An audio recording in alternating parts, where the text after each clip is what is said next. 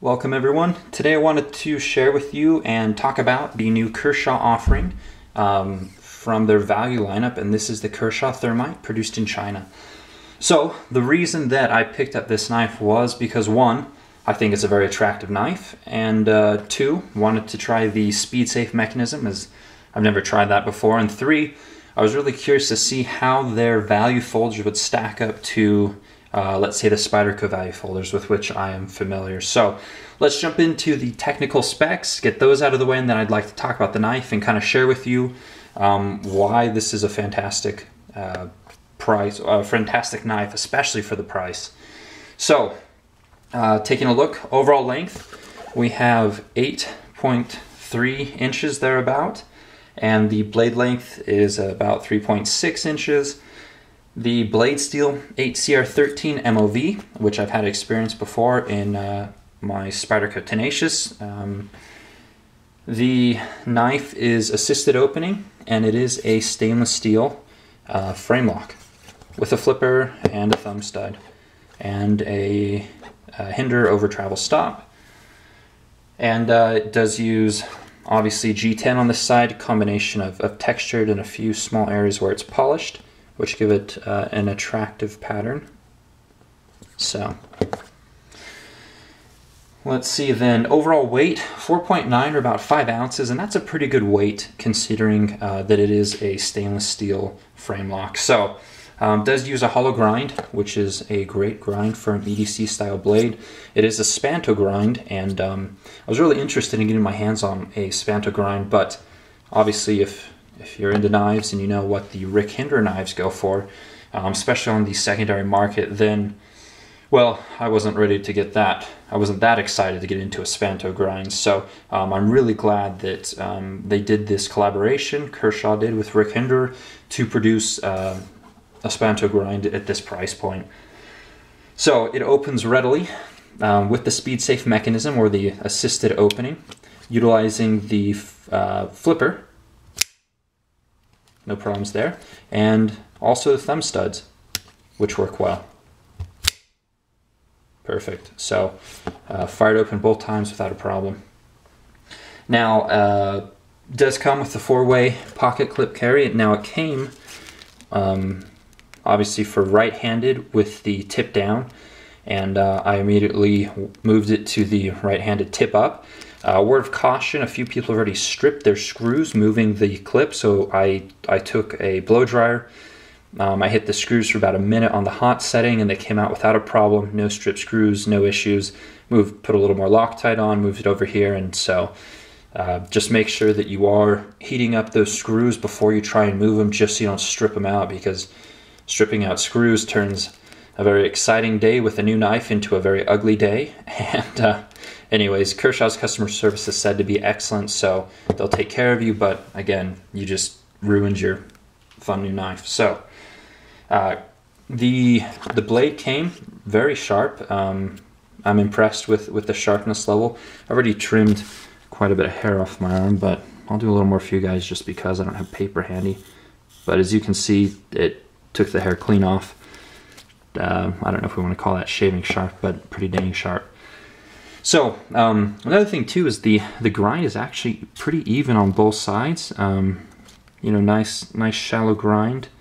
You know, pretty even on this side, and again mirrored on this side. Also nice even grind, which I was happy with. I hate to see grinds that are high here and low here, or one side it's low, the other side it's high. So pretty impressive.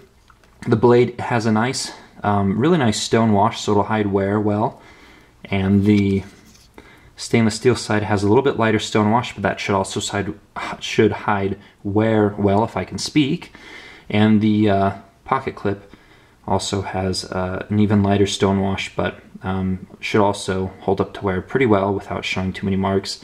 And obviously the stainless steel won't take on as much abuse as your typical titanium frame lock. So anyways, the over travel stop is polished, so it's a nice, well, not polished, more of a satin, I don't know, call it what you want, but it's a nice contrast to the stone wash on the stainless steel frame side. So anyways, Lockup is good, centering is good. A little tiny bit of side to side, but I have played with it quite a bit since I got it. Let's take a look at blade centering. Very nice. Pretty much dead center. So again, some surprising features for a knife that's in the $35 to $40 range. Now, the reason that I got this was, again, one, I was interested in the Spanto grind. I like stainless steel to stainless steel contacts on my frame locks, such as you find with the line steel offerings, as well as Spyderco Domino. I just like that contact better. I've had a few titanium to stainless steel contacts, such as on the 0560, and I just wasn't a fan. I didn't like the way it felt. I didn't like the stickiness, and granted, there are 560s out there that were absolutely perfect, no stickiness, whatnot, but anyhow, I just really prefer to have a stainless steel insert, or in this case, the whole dang thing is stainless steel, so obviously it's stainless steel to stainless steel. So anyways, I like that aspect of it. Now, the role that this knife fills is pretty much EDC. Again, hollow grind lends itself well to EDC, a little bit of nice belly, strong tip. The traction is pretty weak. This jimping is for the most part aesthetic. Nice traction on the G10, but this side is pretty slippery, so in a piercing cut, I wouldn't really trust it. Despite the fact that you have a little bit of a guard or a troil right there, it's just not really geared for heavy tactical use. In a life or death situation, you could make it work as your fight or flight kicks in, but anyhow, there are better options in that regard. Now, again, as I said, or hopefully I said, I really wanted to compare it to the Tenacious and kind of see what the quality levels were like from their China productions. And this was my first knife. I was a big fan of the quality for the price, and for $35, less than $40, it's really hard to beat the Tenacious, and there are quite a few people that are fans of this knife. And I'm happy to say that this is possibly an even better value, considering that it does have a frame lock, it does have a flipper, it does have a speed assist, if you're into that sort of thing. Now, as far as the speed assist goes, this knife does have a detent ball, but it doesn't have a detent hole in the blade. Hopefully I haven't covered that yet, but you'll have to have someone drill into the blade if you want to take out the speed assist, but it does work well. Interesting thing is it makes contact right about there before you meet any resistance from the speed assist, and holds it in well. Functions as a detent essentially. So one thing that you'll notice when you compare this knife to other knives that are frame locks is the low tolerances, or the, we hear tight tolerances quite a bit, but look at the gap around the frame there between the locking portion and the rest of the frame. There's a big gap there, and that allows for essentially less quality control, or not to say that, but rather you're going to have more knives that leave the floor functioning, as opposed to a knife that has really tight tolerances, such as the Spyderco Domino. Look at the gap around that one, much smaller. Or the Wilson Combat. Look at the gap around there, also much smaller.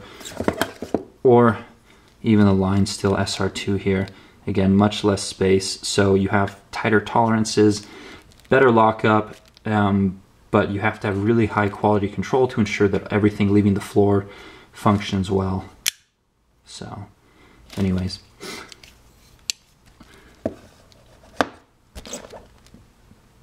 So I guess that's pretty much it. I think I've covered everything I wanted to cover in the overview, but I just wanted to say that, again, this is a great value.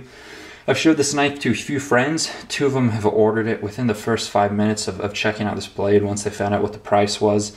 Functions well. If you're looking for a flipper and a frame lock, which is all the rage these days, check out what the custom maker's doing. I mean, this is pretty much the formula for success at the moment, albeit titanium and higher quality materials, but fit and finish is fantastic, value is exceptional, works well, it's fun to play with, great for EDC, beautiful knife, great lines, designed by Rick Hinder, obviously. So anyhow, I guess that's about it. If you have any questions, put them down below. Other than that, take care.